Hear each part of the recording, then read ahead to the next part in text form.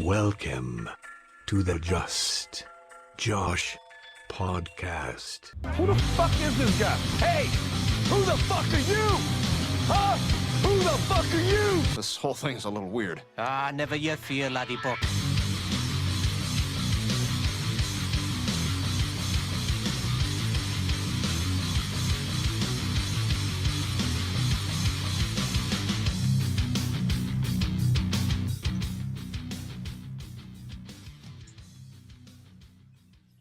Stephanie, how's it going? It's going well. How are you? Hey, thanks for coming on. My pleasure. Thanks for having me. Of course. Talk a little bit about Blue Avenue Music Group and kind of how you got that started. And then also I know you have a partner in that as well. Oh, yes. My right-hand woman. So I've been working in the music industry for going on the past 5.5, almost 6 years with different bands. And then doing all kinds of odd jobs to, merch table and, helping with posting and all that. And then about 2.5 years ago, me and Jenny Anderson, which is my partner at Blue Avenue, we met on social media through a band. So she's Jeremy Anderson of Treehouse's sister, and she was working with them at the time and helping them out. And then I was working with Sun-Dried and then Sun-Dried Vibes. And those bands do a lot of festivals and collaborations together at the time. So we started talking and we just didn't stop talking since then. And it just blew up into marketing and management on so many different levels that we never expected, for sure. And you do a lot of the, I guess, day-to-day stuff with the marketing, the social media, I would say even the management, and she kind of helps with the business kind of parts to a degree. I'm sure it overlaps, but, Yeah, she does it all, but her primary, like what she's really good at, what she brings to the table is a lot of business knowledge for sure, but also a lot of advertising when it comes to running ads.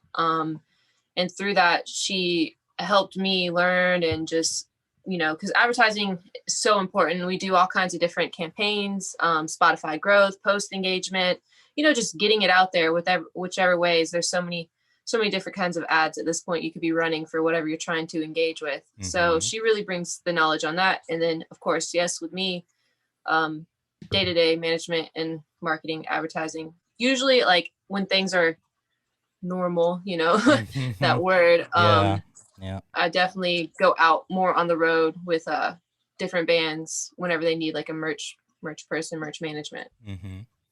Yeah, Jeremy and I have a mutual friend, Nick Thompson. They used to live together. And I remember we had this one night. I'm pretty sure it was a 311 show down there. So I came down there, we saw that, and then we ended up crashing and we all got like Waffle House at like 4 a.m. It was a long night. Waffle House at 4 is always the move. Yeah, for sure. Any good local diner too, the greasier the better. Exactly.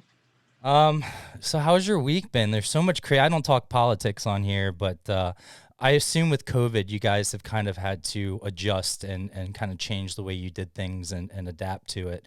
Was that hard? Are you kind of glad we're kind of seeing the light a little bit getting into 2021? Hopefully, some more touring opens up towards the summer and fall. Yes. As far as touring open up, I can't wait. I mean, I want to be hands-on again, festivals and artist liaison and just all that. That's, the thing I love the most. I love planning it. I love getting down to the wire when it comes to promoting and, even hands-on, ground, going street to street, with the posters and all that and street teaming. I mean, whatever it takes. So I'd miss that and can't wait. But as far as like how we had to change and adapt, we were already working from home, me and Jenny. So it wasn't a big hit like that. But what really happened is all these bands started coming off the road and they're kind of like, help, we need help. We want to release a single every Friday.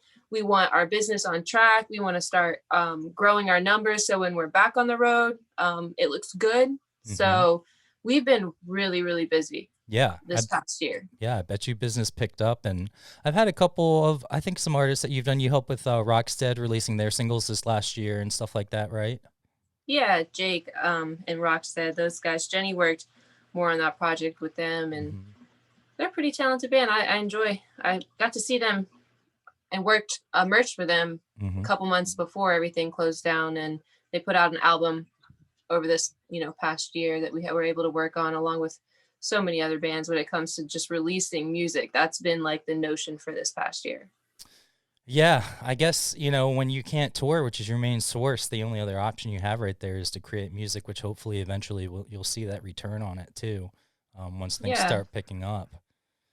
That's why you've seen a lot of artists maybe pop up like a really nice online merch store or a Patreon, or just those services that you can utilize to keep making money during this downtime when you're not on the road. And that's kind of what we help different bands with, finding that business, getting it on track and getting it ready to go while growing all those streaming numbers and whatnot. Yeah, and you've always, I really feel like you said, I think you're so strong when you're out there and you're hands-on, like you said. You have a really good way with artists, and then also having the background and being in the scene long enough that you've, built up, your knowledge and how you can help bands.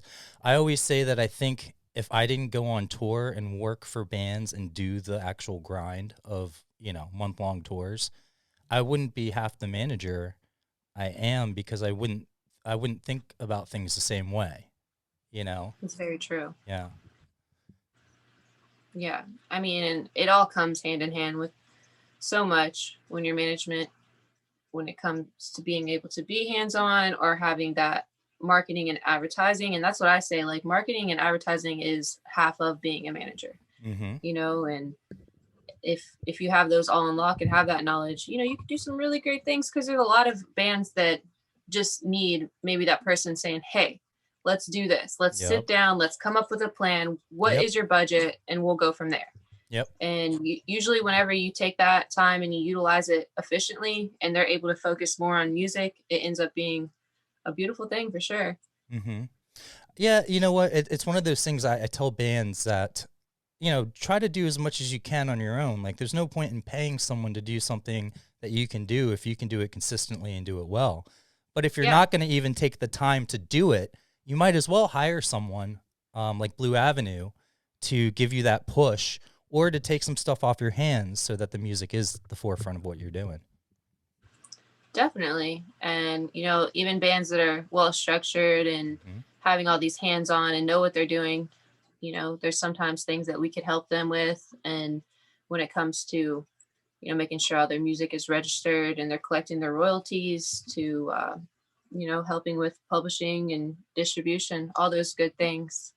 I mean, there's a lot of things we have in the works. I think no matter what the band's workload is or how hands-on they are, that they're going to be like, yeah, I need that, so. Yeah.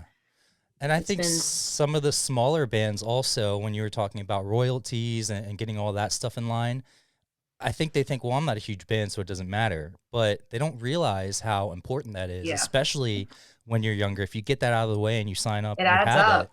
Sure.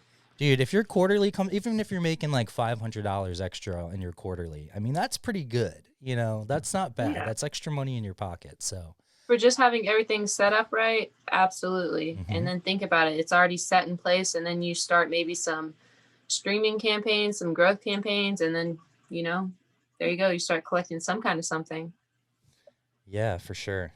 So even though this is a music podcast, I like to talk about everything. It's called the Just Josh podcast because I specifically wanted it to be about my interest and people I like. And I love Blue Avenue because, you're both female. You guys are doing such a great thing. And the big thing is, again, I want to get good people on and people that do things the right way. And I've always admired how you go about your business. So I'm glad to have you on here. But let's get into some non-music stuff for a little bit. Did you see? Down. Yeah, did you see? Because what's funny? I'm starting to get comedians and actors on. I'm trying to get some more on here. And I talk about music stuff with them because I figured, they don't want to talk about acting stuff all day. So I switch it up. And then when I have music people on, I try to do like aliens and stuff. But I don't know if you saw my post, but I definitely did this with maybe one or two people. And it's always kind of a joke But then you're also kind of half serious too, you know, because you figure by that point, if you haven't met. But did you ever make one of those pacts with someone where you're like, okay, if we're both still single by like 30, we'll get married? And again, it's like you're half joking, but you're kind of half serious too. Did you ever do that when you were younger? I've done that like in my mid 20s. But younger by a couple years. I'm about to turn 30 in February. So yeah, I would say younger, not youngest that you would think maybe, but Right. you know, just joking around and maybe serious, you know, at that time being like, hey, by like 35, you know. Well, what was the age you put on it? We definitely put by 35. Okay, 35. So you have a little bit to go. I thought if it was like 30, like, oh shit, that's coming up, man. You better get ready. Yeah, exactly. This person definitely tried to shoot for younger, you know, around 30, but I'm like, 35 is good. That's super smart. People ask me why I'm single, or, you know, not even why I'm single, but like in my head, I don't even know if I'm going to get married at this point. And it's not that I don't want to or not. It's just that, you know, I've gotten to the point in my life where like learning and doing new things and growing and being a better person and being like more economic or environmentally friendly and stuff like that is more important to me than like people's Instagrams or like all the other stuff. And I play the game because I have the company and I have the podcast and you have to put it out there. Yeah. But you know, that, and then it just seems like every relationship I've had, they want me to be like their personal photographer, you know, or whatever. And I don't know. I mean, I'm sure it's the same. Everyone runs into good every and bad boyfriend people, ends up being the personal Instagram, you know, photographer, whether you have the skills or not. Yes. They're just lucky if they have somebody who's trained, and then you're like, oh, I do this for a living, man. Come on. So I get that on your part, but I just want to speak that just comes with the territory. Yeah, it ends up being the photographer for sure. You just have to accept it at this point with technology and stuff. Well, what's funny is that with COVID, I've gotten really, really into photography. And it's funny, I never hated, but I see so many people that, you know, start a photography page and it's so-and-so. It's like if I did Josh Kutcher photography. And so I feel like anyone with a nice camera has it. But to me, it's always been about the picture, the angles, you know, like what story does it kind of tell, you know? And there's a lot of really good ones out there. And now I feel like such a hypocrite because I fell in love with videography, photography, and it's just something that like I love to do as a passion now. And I got it to upgrade the, you know, the podcast, but now any chance I get, I'm taking photos of my dogs, obviously. And like, that's awesome. You know, and I just love that stuff. Have you gotten into anything outside of music that kind of almost, because I can use this, I can go to bands and say, not only can I TM, not only can I do tech or merch, I can also add photography. I can give you pro quality photography and videos at no extra cost, you know? Have you kind of gotten into anything because of COVID? I personally, you've just been so busy. Definitely. Okay. I don't want to say that it's anything that I could take and utilize for the bands. It was more of enjoyment for myself, unless they want fish aquariums, and that's been the passion project. Dude, you could turn that into a business. Yeah, I've thought about it. I saw this where you could go to school for it online to learn how to like go and clean like rich people's aquariums, and I'm like, that would be pretty cool. But well, you know what you would be really good at is like, you know, they have tanked on animal thing. You'd be so good at that, like, you know, making all the different stuff and like kind of putting it together. I feel like because I definitely not only just like, so I'll explain as far as like, you know, you see my Instagram stories, so you know how like much I really got into it. If you you know, see all my tanks all the time I'm posting. So I'm so jealous. As far as that, it's not just put a goldfish in a bowl, you know, with or a beta fish or whatnot. Because before COVID, I just had a little beta fish named Mario, you know, in a tiny bowl. And then I was like, started learning about it, and I was like, oh my gosh. And so I upgraded his bowl, and then a friend sold me a 40-gallon. And then now I have a 50-gallon and a 10-gallon, and they're all over the house. And then I got into the whole aquascaping of it with like the plants and growing all the plants and all that. So yeah, that's definitely been just, I became a fish lady over here while working from home. That's awesome. It's better than a cat lady, I guess. When I was really little, I had a fish tank, and I really want to get a new one. So maybe I'll hit you up to help me with that. Oh, I got the knowledge now. Yeah, but like, that used to be something, and I know it had babies or like tadpoles or something, because there was a million of them swimming around. We had to like scoop them out. but I haven't Yeah. had one since, and they are hard to upkeep. Like, you know, those nice ones like cost so much money.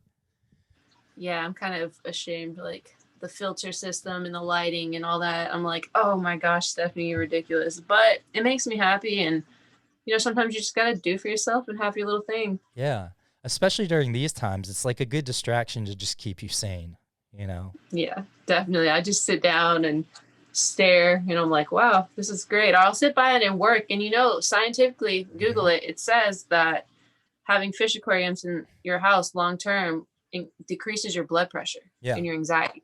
So Yeah, it's like pretty cool. fish, and because of I feel like the oxygen too and the relaxation, and then plants are really good. I started buying more plants. That's a cactus, so I guess it doesn't really do much. But I have like plants over here now and around the studio. But something, I know you skateboard, but something I've seen a lot in my feed from all my female friends is I see rollerblading's coming back. And they have these little rollerblading groups. Have you gotten back into that, or did you ever do that when you were younger? I've always been a skateboarder. And I used to be way more into it when I was younger. After getting, up there in my 20s, I broke ankles. I've broke toe bones, foot bones, all kinds of. So And that gets more expensive. now, it's just like a cruise thing. The Right. guy with the cranberry juice, like that's me out there just listening to music. But Dog face. where I grew up, I always grew up like coastal, so it was kind of like, like I guess too here where I live in the mountains, it's like sometimes skiers versus snowboarders. So it's like rollerbladers versus skateboarders. Like you didn't kind of like do both in those areas. If you were one or the other, you might be, not as cool or whatnot. So skating and surfing definitely, had been my things when I was just forever. I think the first time I got on a skateboard, I was like 5-6 years old. Yeah, up here in Maryland, our choices really are like we have ocean, but we don't, and beach, and a nice beach down in Ocean City, but we don't have really waves. I mean, you could kind of ride it, but it's nothing. It's more bodyboarding. But we do have snowboarding. A lot of snowboarding. We can go up to Vermont and New York, and then I skateboard, obviously. But when I asked that, sorry, I wasn't specific. Back in the day, like when you were super young, did you ever rollerblade? Not rollerblade, roller skate. With the 4 wheels. I see that coming back. That, how like nostalgia. See that everywhere. Yeah, like nostalgia. I see a lot of old brands coming back, and then I see the skating, and that's what I was wondering if you ever got into, or is that something I have rollerbladed, but I definitely, like I said, it's always been skating. But I do see what you're talking about. It is coming back, and it's to the point now where I get like ads for seeing like rollerblades or the 4-wheel skates, and they're like really cool. They'll be like neon colored, like way cooler than I ever remember. And I'm like, can you see the ones I have up on the screen? Do what? Can you see the one I have up on the screen? The pair? Oh yeah, I do see those. Yeah. That's what I saw on my friend's page. I was like, damn, those are like all shiny and crazy. But yeah, apparently skating is coming back, and I think it's kind of cool. And I especially see it more with my female friends, because I feel like it's almost like camaraderie, or like just a way to like expand networks and friendships, and find something. I love seeing people find something they love or something they've gotten back into, and then finding a community around it, like in a positive way. I think is always more females in general, like not even people I know, but just everywhere becoming like just coming out in the skate scene. It's absolutely insane. All these younger skaters coming up, like I love it. Kate Moss, for instance, the Barracks always show her. She's on, you can find her on Instagram as Skate Moss instead of whatnot. And she's amazing. Like, and there's so many others, like, because I feel like a lot of times females didn't really get that light in the skateboarding scene back in the day. And a lot of females might have been scared to get hurt while skating. And now it's like, is this her? Or no? Balls to the wall. Skate Moss, you said? Yep, that's her. Oh, it is? Okay. And so that's just one of the ones. And her fashion and her skating this past year especially, she's just constantly out there doing the thing. And it's like one of my influences when it comes to just style, and seeing her just being shared on like the Barracks and all that, like major like news magazines with skating and all that online and Instagrams. I'm like, yeah, go girl. I'm a big supporter of women, especially in music, whatever. I really, that's why I love having you on here. I'm working on editing right now It's for that. I don't know if you've seen that hashtag, the breaking code silence, that thing that, and Paris Hilton did like a documentary on it. Yeah. So she, I'm yeah, go didn't ahead. really check into it much, but I've seen that online before. So what's Yeah. that about? That's, I guess, you know, those correction facilities for kids or something like that. There was like extreme abuse going on, and Paris Hilton kind of got into it, and that's kind of a lot of where her fake personality, you know, the public personality comes from. Mhm. Was from her trauma as a kid going through that, I guess. So she almost has like split personalities. And in the documentary, it's weird because I think she's been used to it so long that it'll always be a part of her. But I did see how that thing as a kid could affect her like that. At the same time, at the end, when the producer asked her, like, "Are you sorry?" or "Is Paris Hilton the public figure ever? Are you done with that?" She's like, "No." And I was like, "Oh, so you really haven't changed." But, you know, I don't want to say anything negative because I'm not poo-pooing the movement. But I'm working on editing that, and I thought it was really important to have her on here and talk about that stuff. But man, I've been trying really hard and hopefully, and I'm seeing a lot of so many talented bands starting to come back up again. Actually, let me see what this one band's called real quick. Just I want to give them a shout out too. But I love, you know, like I love Paramore and stuff like that from when I was younger, and even some of like not the butt rock stuff, but you know, like some of the heavier rock with female leads. You know, when I was younger, I heard so many guys say, "I don't really like female voices." Like, what does that even mean? You know, Yeah. like that's like one of the stupidest things I've ever heard when I hear people say that. But Yeah, I maybe you're not listening to the right female voices is all I could say at that point, because I there's some guess amazing talent out there for sure. there's so much, and it's like, you know, and okay, so it's called Gold Steps, and my friend Nick Thompson, who we were talking about, is friends with Jeremy. He produced some of their songs, but yeah, Gold Steps, and they're from Wisconsin. Wisconsin. Yeah, I should have pulled it up on here. I'm an idiot. I'm pulling it up on my phone where no one can see it. But yeah, no, they are amazing. And like, I've always been a fan of like heavy music, but like melody and like a great, you know, hook and stuff like that. And so I would say they're kind of like a heavier Paramore. And I had this one band when I first started managing, and they were so good, but they were like so toxic with each other too. And I felt bad because I really signed like the two as like a duo, but Mhm. it was hard for them to find good musicians around where they are. So the boyfriend was on drums for live shows, and they were always butting heads with the guitarist and kind of ganging up on each other. And yeah, they were supposed to play more Florida Music Festival, and I got them on there. And like a week before, they just bailed, and I was like, oh god. Oh my gosh, And I'm I like, hate that. I was like, I don't think bands understand as much as it's important for you to have a good manager. It's important for us working with you to have people that follow through and take those opportunities, because they had already put out the lineup by the time I had reached out to the production manager, whoever was booking the music, and Mhm. she loved them. I sent them a quick, you know, little one like just a quick short thing. She checked them out, and like 2 days later, she called me back and was like, "Yeah, we'll get them in. We'll stick." And they got actually on. I'm pretty sure they were opening up like the quote unquote main stage. I'm pretty sure it was like the first Wow. slot in the thing. And And then a week before, just dipped out and done. well, here was their excuse, is that they couldn't fit the drums in the car. But really, what that meant was the guitarist was taking his girlfriend, and they were going to go to Disney when they were, you know, and make it a vacation. So then the drummer and the girl and the lead singer, who's so talented, she was so talented, my God. She was easy. They were going to be like a heavier Paramore. That's what I saw in them. They were that good.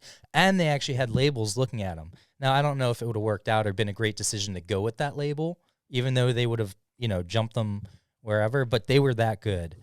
And so she and the drummer were going to drive, and they only had a small car, so they couldn't fit. That was their excuse. And I'm like, so really what you're telling me is you don't care enough to put your differences aside, rent a van, and get over there. It's only a 2-hour drive, so it's not like you're spending a ton on, you know, things here. And I was like, if you want, I'll set up some shows for you that can offset, you know, the costs that you're putting in for this weekend.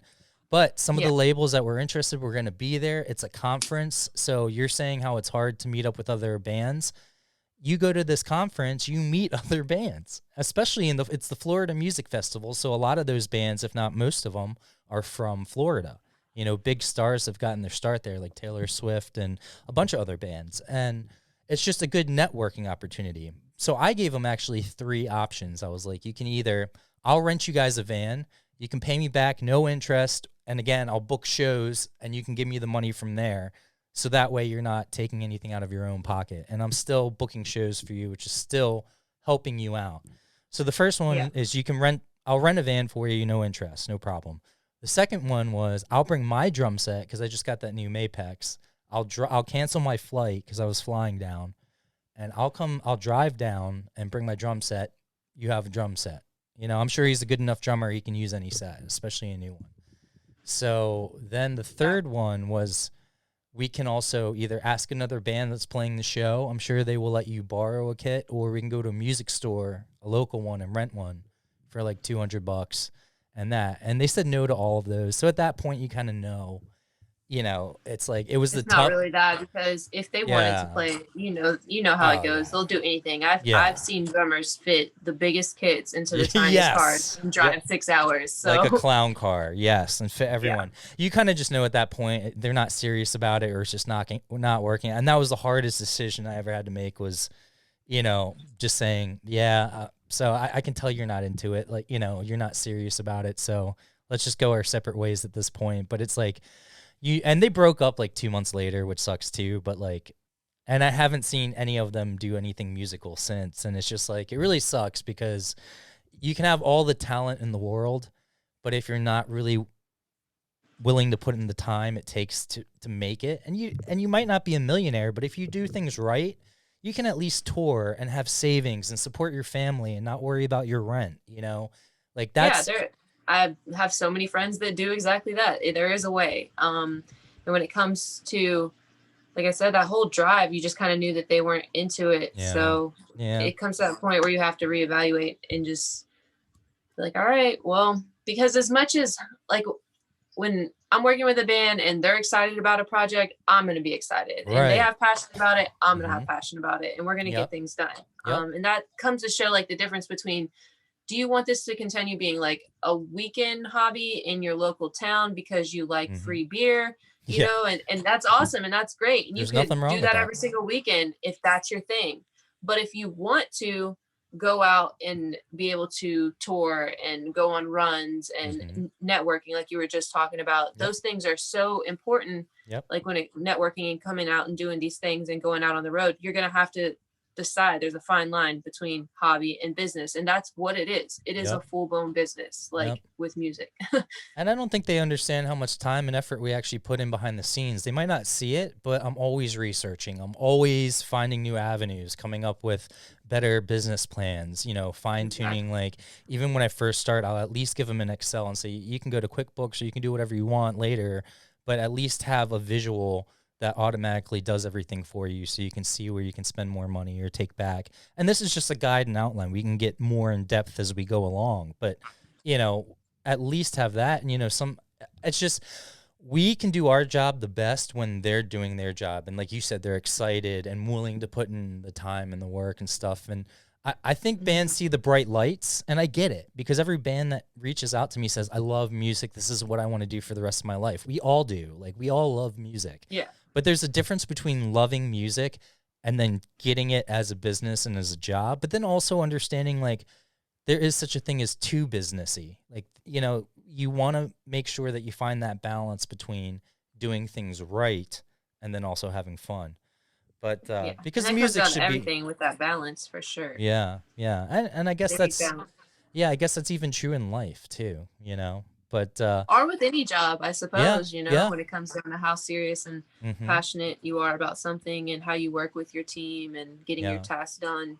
I think the difference is you don't have a punch in, you know, a time clock or whatnot. You're not like, it's not like, okay, you missed this many days, you're fired. It's more of, you missed this many days, you're backed up, and people are really disappointed, and you kind of just don't get any further with what you're doing.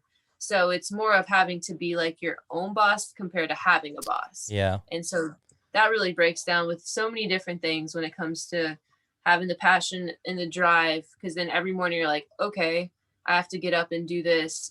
I have bands that are all over different time zones. So you have all these different scheduling posts going out. And some days, you know, I don't even post as myself because by the time I get down to it, it's like, I'm tired, you know, because you have to, it's constantly, like you said, people don't understand how much you do behind scenes. Like it's constant researching. It's because it's never going to just get to that point of knowledge with anything and top tier off. Like it's going to constantly evolve, just like Spotify wasn't a thing how many years ago. And before that, YouTube, and before that, this or whatever streaming platform, you know, and it's everything constant. You see more bands, instead of trying to sign with bigger labels, they're going with smaller companies. They're going the do-it-yourself route with these smaller companies, because then at the end of the day, they're owning all their percentages. They're owning all their royalties. They're getting, you know what I mean? They're not paying out for all these different big labels or whatnot to do different things, and not knocking on that at all. But when you're starting out, like me and Jenny, we talk about all the time, like tinfoil is shiny. Like just because it's doing this or can do this for you doesn't mean it's technically the route you should go right away. Yeah, of course. Yeah. You know, and I think some of it is that there are a lot of bad managers who will take advantage of clients, or they won't have the knowledge because they do think they know everything. And so they're just running around in circles, and they might make you money over a 5-year period, but you haven't really advanced your career, you know, or you haven't gotten that point. So I understand why bands are weary, and they totally have the right to be. But that I just want to also say that, you know, there are a lot of really good managers out there too that are like 6 members of the band and are there to be your backbone and to support you and to give you the best advice. You just got to make sure that, you know, it's funny, I've been given different advice over the time that I actually took the time to register everything and incorporate and do all that stuff. Not incorporate, but, you know, and, you know, I was told, you know, never work with the band unless you have a contract. And I've done that route.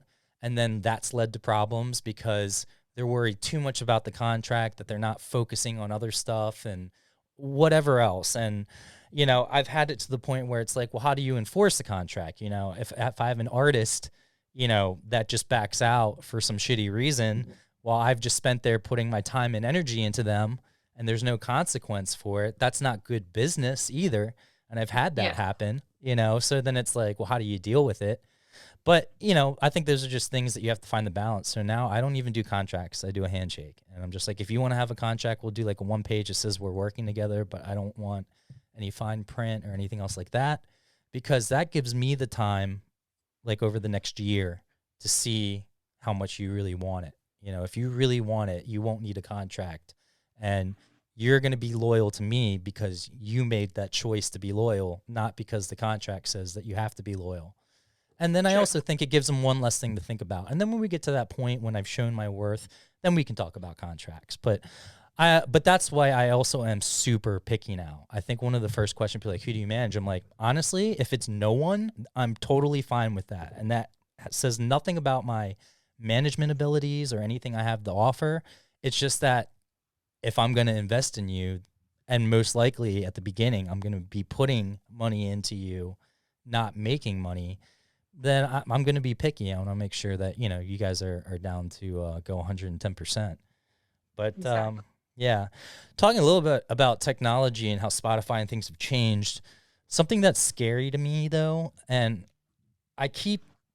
you kind of just go along with it, but like smart devices and how I had this argument, not an argument, but we had a discussion with my buddy Mac, and he was talking about how like social media, you don't need social media to get out there or to like market and stuff. I'm like, you're right, you don't need it, but it's certain if you didn't have social media, as opposed to then what are the other avenues? You have to like pay for advertising, you have to do other things. So even though you might be paying on social media, it's probably a lot less than you would to put up a billboard or a radio ad or whatever the case is. So even though there's different mediums, you know, it's a big deal. But I get nervous because we got into this argument and say, well, you signed the thing. I didn't think it was fair that they're making revenue off of spying on our phones and our computers by then targeting ads towards us. I'm totally okay with it if I'm using the app, like while I'm opening, if they're seeing what I'm typing in the app. But once I exit out of that app, there should be no reason that it still has, but it does. And he's like, well, you signed the agreement. I'm like, I guess, but that doesn't make it right. And like, we should at least get a cut. Because there's been so many times that I've gotten duped into getting something that I really don't need. I bought a sewing machine the other day. Like, I was like, I don't need this at all. But I see you all the time, though. You are that person where you're like, look what I bought. And it just be something random. It doesn't even have to be expensive or anything crazy. It's just like, I ordered this online. And I'm like, it's kind of cool, but why? Yeah, I can't help it. Sometimes I get a little nostalgia and I'll buy things because of nostalgia. I tend to see that happens the most. I can understand that. I don't know. Yeah, it fucking gets me. But that's why I'm mad. That's why I'm mad that I'm not getting paid for that, because you've made hundreds of millions of billions of dollars as a company or whatever off me because of that. And again, I'm not trying to take your money, but I just think, and the same thing with artists, like I'm working on this app right now, and I always say it's really to make things more fair for artists. I'm not trying to take money away from agents. I'm not trying to take money away from record companies or anything else like that, Spotify. It's just like I'm trying to make it more fair so artists have a better way, an easier way to keep track of all their stuff, and they know, and you can kind of centralize everything that you need as far as finances and royalties and what you're owed. And there's a big backlash because, again, people think it's like trying to take money, but I'm like, if the artist had more to work with, I mean, imagine what they could do. Imagine what different levels and how much more money you could make by supporting the artists themselves. Like, there's no reason artists should be making like 10-20% of what they're actually bringing in, like it's crazy to me, especially on that big level, But anyway, smart devices, agree or disagree with? That was such a rant. Yeah. Yeah. I definitely appreciate advertising for being able to get the music out there, but at the same time, definitely is weird whenever, I feel like even sometimes you have a thought and you'll see it online or whatnot, and it gets pretty creepy. I try to not put too much knowledge out there, especially even like on my own socials. When I'm on there, I just random selfie, a picture of my dog, and this is what I'm doing in music. Have a great day. And that's about it. Yeah. So for sure. Well, I don't know. I was thinking about putting I think there was a point where I had the little tape over my camera so they couldn't look into my camera. And it's so awkward just to know that they could. That doesn't mean they are spying on you, but the fact that they could whenever they wanted, that's the scary part. Yeah, that does creep me out, and that you see that happen. And I remember my stepdad telling me back in the day, he was like, they're going to be able to track you and listen to you. Like, this is even before the Razor phone or any of that. You know what I mean? And I'm just like, you're crazy, old man. And now I'm just like, tell me more. You know what I mean? Tell me more, wise one. I had a Razor. Exactly. Did you have a Razor? All the kids back cool kids in the day had to have the Razor. Dude. It was just the thing. Have you seen the new one? They have a new one out. I've seen a couple different, where they're trying to go back to that style of phone. Yeah. So I don't know how that's going to play out. Well, they actually have the new version of the Razor, and when it opens, there's no gap. It's a full screen all the way up because of whatever holds it together has the screen on the front of it. Yeah. I feel like I'd break it. Yeah, me too. I've always been a smaller phone guy, but I definitely, with the 12 and stuff, have gotten the bigger ones. Just because on the road too, having that screen when you're in the van is great, instead of having to have a laptop on your lap or anything like that. That's true. So I have this, I don't know if you can see it on the screen, but I have the 37th Harbin International Ice and Snow Sculpture Festival open to visitors. And this thing looks dope as fuck. I really want to start. It's really pretty. Yeah. I love Christmas time. I went up to New York, socially distanced and safe with a mask, obviously. But I went up there to take pictures of all the Christmas stuff. And I just had, I was, like I said, I've fallen in love with photography, and I love seeing ice sculptures and stuff. Now, the one thing I haven't done, though, is those ice bars. I just have no, it doesn't seem appealing to me, to go somewhere cold and drink, Oh, where it's just everything's made of ice type deal? No. Let me tell you, no. I am a beach baby, summer, sun, no. I'll go to a tiki bar before I go to an ice bar. Yeah, Ever. same. No. Yeah, but this festival looks cool because I think it has so many different aspects to it. And the fact that all this is made out of ice and snow, like none of these buildings are, like, I don't know. I might be lying. I don't know. It says featuring frozen towers, palaces, and castles. So I assume it's all made out of ice. Yeah, You know, it looks to be like as such, and I've seen different things. The way it's lit up is so crazy. It's all like pastel, those blues and stuff. Yeah. I mean, I would go, to check it out, but I'm not trying to like just sit there and hang out for a while, unless I have like some, badass snow gear or something. Oh yeah, maybe. Yeah. I just ordered snow pants because I couldn't find any. I'm like, I need to go snowboarding before the winter finishes. But yeah, I love how this is all ice. I don't think you can go in and like walk around or climb in it. Like it didn't have stairs made of ice, but I think at least the outsides, like the formations, they probably have the lights on the inside which light up. Yeah. But yeah, that looks so cool, and how they have it so direct to the different colors and stuff like that. What I started to say is I've done a lot of national traveling, and I've done, a lot of Caribbean stuff on cruises, but I don't get to do international traveling as much as I want. And that's a big thing I'm trying to do more often, because there's a whole nother music scene too in the UK, Australia. Yeah. I mean, there's so many different things. Festivals. Yeah, and especially even so with many festivals. reggae festivals in the UK that you don't even think about, like huge. They love. I have a list for just whenever that becomes a thing, or some bands maybe I'm working with that like, hey, what's going on in Europe or the UK? And if I pulled up that like database right now of all the festivals, it's pretty extensive. So I would definitely love to try to hit that up at some point. There was a article about how the UK denied the visa-free touring, which means like musicians could freely travel within the UK for tour without having a visa. So they dismissed it, which a lot of artists and UK artists have kind of voiced their opinion. So it's weird that you're saying that, and we're talking about festivals in UK, because like you book a festival, this could be like the festival that breaks you. But then for whatever reason, it's so last second because you might be a smaller band. You're like, can I even get a visa in that much time? So exactly. It's got to be tough. It's really tough. The fact that they were trying to do that for, makes no sense. Traveling. Yeah. Like, I mean, I think it's a good idea to be able to like let them not be visa free for sure. Like you still got to have certain documents. I'm sure you need to have a passport or something, but you don't need a visa, Yeah. And I guess or the way you have your passport and ID and all that, I feel, and you have like, obviously you're a musician, you're doing these things. I feel like, yeah, let them go, let them do the thing. It's entertainment. I see why it's just like why they haven't done marijuana national. It's like they're like, because we're not going to make money off of it. They want to be able to make money, so they need to enact visas or make you have a visa. So then you have to go through the process and and all that stuff. And I'm sure there's multi-layers to it, but it just seems like it just seems weird when I feel like humans get in their own way, and I feel like this is one of those instances where it's like, well, I don't see I don't see a bad aspect to it, to a degree. You know what I mean? It just seems like the only negative is not enacting that.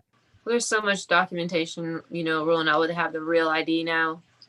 Yeah. Where you're going to have to need that to even fly around. So even I think nationally at some point, I'm not sure of the exact dates, but it's like, you got your visa, your passport, your real ID, and then, coming to the point of even vaccinations and that even be added to the list. What you got or what you don't. Can you come to this event or whatnot? And I'm like, wow, this is insane. It is so insane. Well, Anthony Fauci, speaking of the virus, says that says theaters could reopen by fall 2021. And that's great and all, but my response is like, little too late. And then when you guys did enact all these restrictions and things that venues had to go through to make it safe, you suddenly shut down again. So all the money that they put into making sure they were, abiding by the laws was all for nothing almost, Yeah. So sad. I just... It's a mess. And I feel for bands too, but most of all, I feel for crews. A lot of my friends haven't had a paycheck, since March, and people are like, oh, they can just go on unemployment. That's not always the case. to be honest with you, because some bands aren't at that level where they can give you a 1099 or you have sufficient evidence to show how much, or even if you do, you're getting the bare minimum when you were making 5 times that much, you know? Exactly. I mean, I was very lucky that I had the company. I have had registered for and done my taxes for the company for the past 4 or 5 years. So I had that on record. I get a 1099 from Ballyhoo and other bands and the bars that I work for when I bartend when I get home. You know, I have documentation. So I was able to get unemployment. But, you know, people are like, oh, you're getting so much. I'm like, do you understand that when I was on tour, there were times where I was making like more than the TM and the sound guy combined, and that was way more than $600. So I don't want to hear it, you know. And I got the bare minimum too, because you know you're still under the PUA. You're not under, you're under the pandemic, not the other one. But I was also very lucky that because of the income and then how much I spent with the company, I was able to get a small business thing as well that was non-payable. So that helped. That helped a little bit. But yeah, I had Brianna Bowne on, and I'm going down for Ted for my 50th episode to do it from Pacifarm, to do one with him. I love them. They're the best. I can't, him and Howie, I can't say enough nice things about, and just not on a professional level, but on a personal level, how kind they've been to me, how much they've helped me out. You know, even though we're friends, that doesn't mean they have to welcome my bands or be willing to record with them, even if they're getting even if they're getting paid. You know, that doesn't mean shit. And both of them are always like I said, they don't have to do those things, and they do. And then just being able to work with them at a couple different festivals, helping them out at Reggae Rise Up with merch, and then busting ass for any of the Irie Vibes Surrounded by the Sounds festivals, like, you know, and other events I've got to work with where Bree's called me and been like, hey, Pacify doesn't have a merch person tonight in Raleigh or wherever they're at, and I'll be like 2 hours away, and I'll be like, I got you, and just head that way. So, you know, people like that, when you get around them, you just get things done, and they do not stop. And no, I absolutely love working with them, because I see them, I'm like, all right, things are getting done today. yeah, no, hell yeah. And it was funny, I had Bree on. What I started to say was that we were talking about, like, you know, not having a paycheck since March and all this other stuff, and how hard, and I edited it out, or I did a decent, but we were like crying. I was like sitting here crying with her, and I was like, I told myself I wasn't going to cry when I started this, but I knew it's been hard for both of us. But so along that, what was the last movie that made you cry? Oh man, that's a hard one to put on the spot, but if you can, or at least the last one you can remember. I don't know. I feel like it's been a hot minute. If it was something, it was probably not sad. It was probably something like inspirational. Yeah. Or it could have been something really dumb. And then made you just cry because it was so funny. Yeah. Yeah. I have Disney Plus for the Mandalorian stuff, and for all the Marvel stuff that's coming out, and they had All Dogs Go to Heaven back on. Oh man! So I started watch that one, and like Coda's over here and Fresh is over here, and I'm like, don't watch, guys. It's gonna be okay. Yeah, that's like, so funny you mentioned dogs. My dog just tried to bust it in here a second ago. He's like, to check out what's going on. He must have sensed that. If he's there, you can say hi. I had to ban my dogs because they love people so much. Yeah. Like when the guests come in here, I have to stop the podcast every like 15 minutes because they're like trying to jump up on them and snuggle with them, and it's hard to concentrate, so I had to start locking them out. But then Coda will get so upset that he's locked out, he's like screeching at the top of his lungs. For like an hour. I can hear it, and I'm like, oh God, that's not good for him. Like, he's gonna blow his lungs out. But I don't know, he's such a people person that he gets so upset, and he's so I guess I'm not good enough company for him. But so before just a couple more things, and I'll let you get out of here because I don't want to keep it too long. I'm not one of those like 3-hour long podcasts. That would be ridiculous. Yeah, like a Joe Rogan podcast or something where it's like 5 hours and 26 minutes. So let's get into some alien shit, because that's what I really like talking about. to be honest with you. I just got into some alien shit last night. Like, I just want to, like, what I'm more excited about if I ever met an alien would be, like, what kind of music do you guys have? Like, what forms of entertainment? And it could be totally different. Like, how we... I feel like they have music that we can't even fathom. Like, we'd listen to it and it'd just be something like instruments we've never even heard of or thought about. And just different, like, wavelengths and different vibrations to cause, you know, different sounds. It's just insane. But NASA, they just made history, and they got... I know they were trying to do this, but I guess they did it. They were able to get a sample of asteroid soil, which is super hard because it's... I don't know, because of the pace it's going, because it's frozen out there. Like, I don't know what the different parameters are, but I guess they said it took them 2 years, and it was 2 years circling the asteroid before it could actually use its arm and, like, gather pieces of dust on it. Like, that's crazy, because you have to get the timing, I guess, perfectly with it. Whoa. That's insane. So I'm like... to even think about. I know. Well, you know what I think is the sad part of all this is that if humans weren't so self-righteous and narcissistic in general, we would have already been on Mars. Like, we would have been way past Mars already, or at least been invited to the Galactic Federation because aliens didn't think we switch up the focus. They're like, we don't want those assholes, man. Dude. Like, there's greater things. If we seriously think that we're the only knowledgeable, intelligent type of species in this mass galaxy, we're wrong. Absolutely. So, like I said, firm believer in aliens, like all that's going on, and we limit ourselves, and we could be out there if we switched up the focus on, I don't know, not fighting over things that don't matter, and build a badass spaceship. We could all take off. Yeah, like, I want to, you know, because there's going to come a time where humans as a race are going to have to build something big enough or have different spaceships to, you know, because the planet's not going to be livable. It's just fact. And scary thing is it might even happen in our lifetime, maybe not through natural disasters or comet, but even war or other things. Like, you just never know.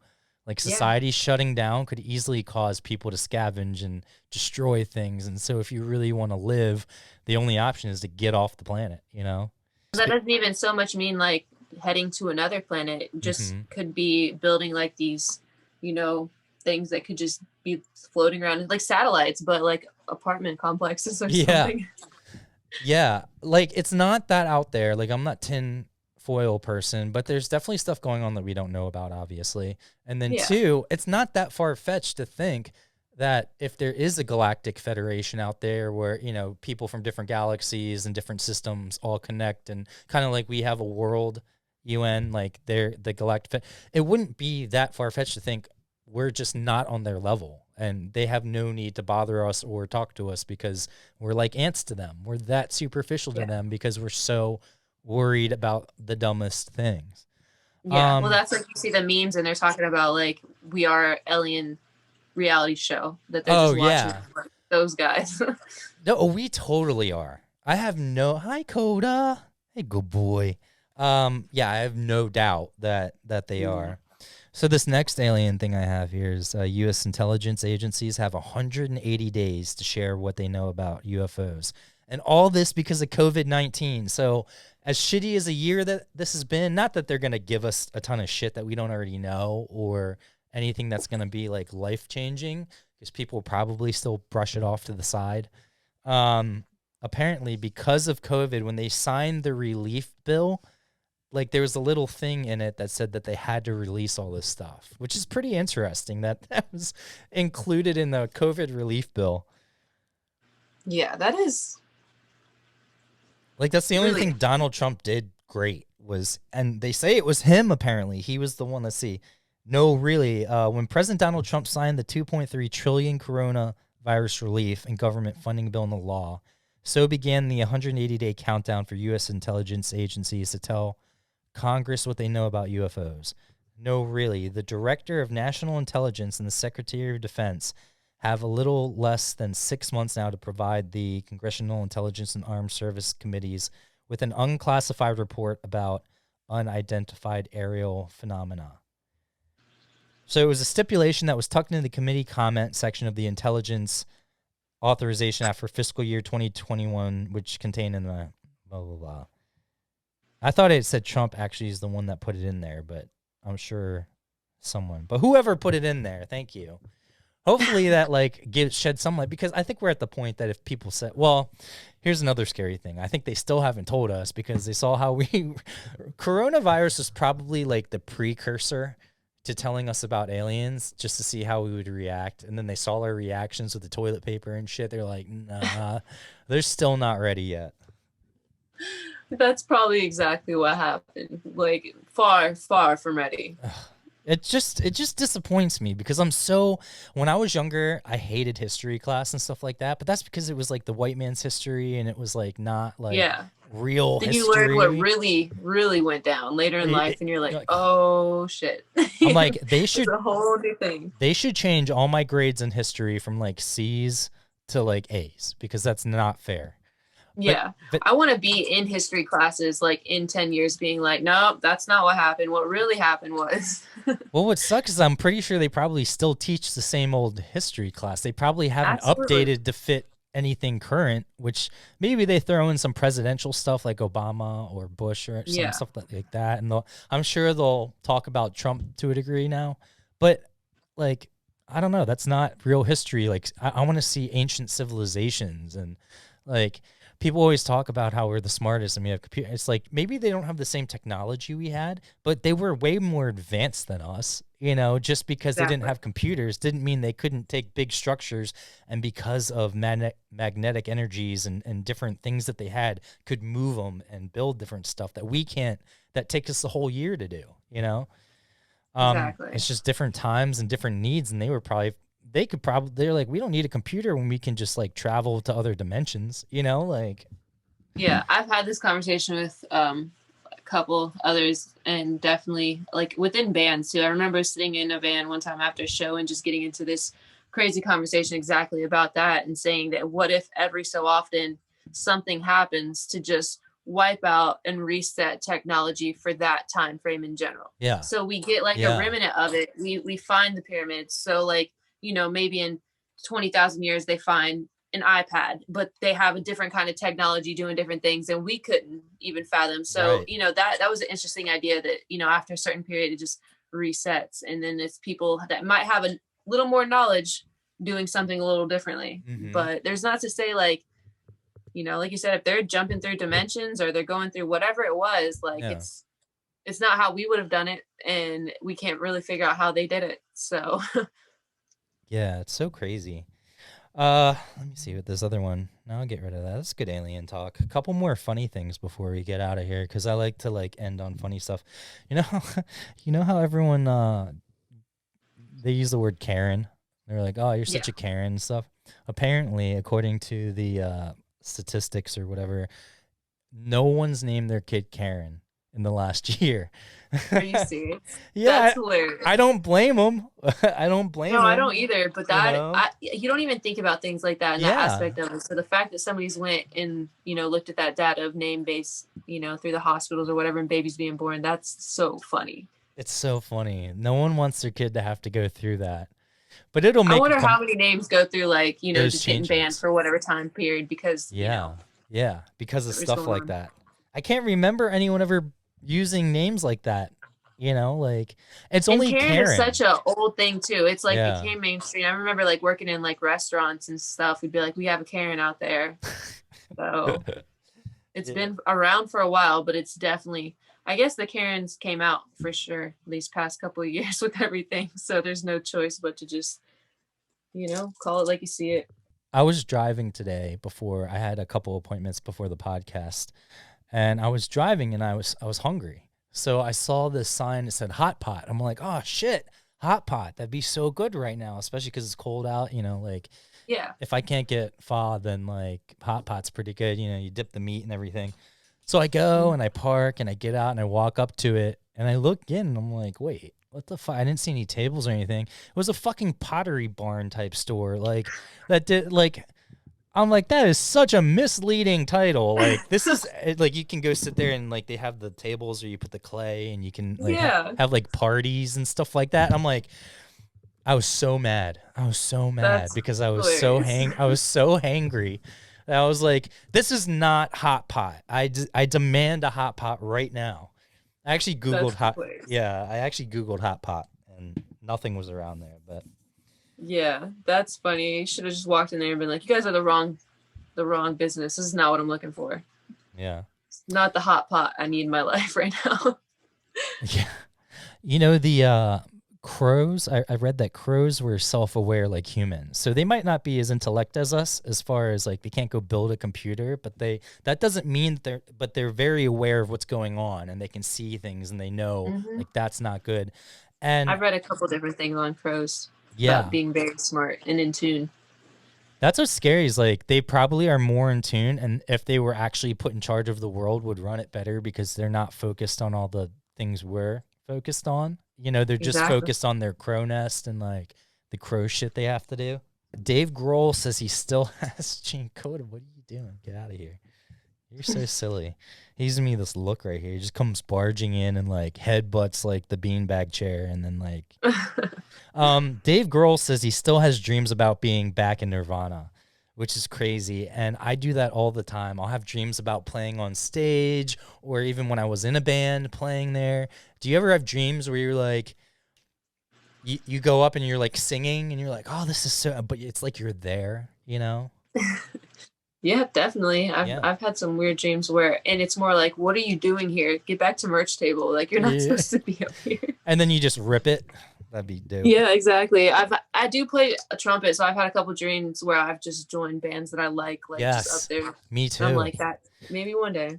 That's what I do. I still have, I'm getting at the age where if I just start my own band, it probably wouldn't be successful because I know how much time it takes. I know, you know, to really, Yeah. and yeah, there are very few outliers where people make it, you know, but even the overnighters took 8 to 10 years to get to that point, you know, but at my age, it's like the only way I could really live out my dream of touring would be to actually join an already established band, you know? Exactly. So I kind of gave up on that a little bit. But yeah, I definitely will have my drum set up here, turn the TV, put the in-ears in, and just rock out like to a live show and Yeah. pretend I'm the drummer, especially when they have the shots from behind the drummer going out into the crowd. I'm like, oh shit, that's me. That's me right now. I get so excited. I did that to Coheed the other day. And even though I'm not as good a drummer as the Coheed drummer, it was still a lot of fun. That's really cool. Yeah, I love doing that. But anyway, thank you so much for coming on the podcast. I had such a good time with you. You're one of my favorite people. I support everything that you're doing. I love you to death. And Right back at you, man. I'm glad you were able to get me on, and I was able to, because I know we've been, talking about it for a minute, so That's it's okay. been awesome. I was excited for sure, and now that it's done, I'm like, oh man, I'm having a good time. Well, listen, Real conversation. Well, for real, you're welcome back anytime. And next time you're on tour through the area and you have a band, I have 5 bedrooms, so everyone can have their own room if they want. Plenty of space. We can do an indoor podcast. Yeah, when everything's safe, obviously, whenever that is, but hopefully sooner than later. But I support everything you're doing. Anyone out there, if you're looking for management or you're looking for marketing or just, anything, really, even just some advice, please look into Blue Avenue Music Group. And do you have anything that you want to put out there or any, any of your bands or any like Blue Avenue Music Group stuff? I've been working currently with Melodose, so I would like to people to check out his stuff. Cool. He just dropped his first album of everything that he had released over the past year, Alive Forever, 28, and that's on all the streaming platforms. And then I'm working with the Irie, and the Irie is dropping their EP February 5th. They just dropped their single Never Alone January 8th, and the music video for it came out at the beginning of January also. So those are the current projects with lots more to come. Cool. Everyone check those out. And again, thank you so much for coming on.